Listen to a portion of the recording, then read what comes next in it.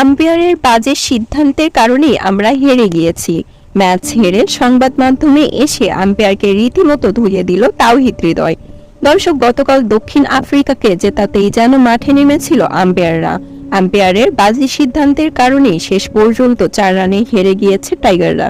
ইনিংসের 17তম ওভারে জয়ের জন্য প্রয়োজন ছিল 20 রান, আর সেই ওভারে রাবাদের বলে এলবিডব্লিউ হয়েছিল তাওহিদ হৃদয়।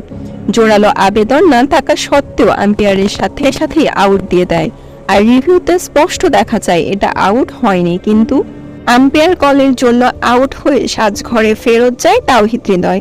এরপর 18তম ওভারে মাহমুদুল্লাহ রিয়াদকেও অহেতুক আউট দেন আম্পায়ার। এরপর মাহমুদুল্লাহ রিয়াদ রিভিউ নিয়ে বেঁচে যান, কিন্তু সেই যে বলে 4 হয় সেই 4 বাতিল হিসেবে গণ্য হয়েছিল। আর আম্পায়ারের এরকম বাজে সিদ্ধান্তের কারণেই শেষ পর্যন্ত দক্ষিণ আফ্রিকার বিপক্ষে 4 রানে হেরে যায় টাইগাররা। আর ম্যাচ হেরে সংবাদ মাধ্যমে এসে এবার আম্পায়ারকে রীতিমতো ধুইয়ে দেন তাওহিদ হৃদয়। তিনি বলেন, আম্পায়ারের কিছু বাজে সিদ্ধান্তের কারণে আমরা হেরে গিয়েছি। আম্পায়ার যেন দক্ষিণ আফ্রিকাকে জেতাতেই মাঠে নেমেছিল। তো দর্শক, তাওহিদ হৃদয়ের কথার সাথে আপনারাও কি একমত? জানিয়ে দিন আপনার গুরুত্বপূর্ণ মতামত আমাদের কমেন্ট বক্সে।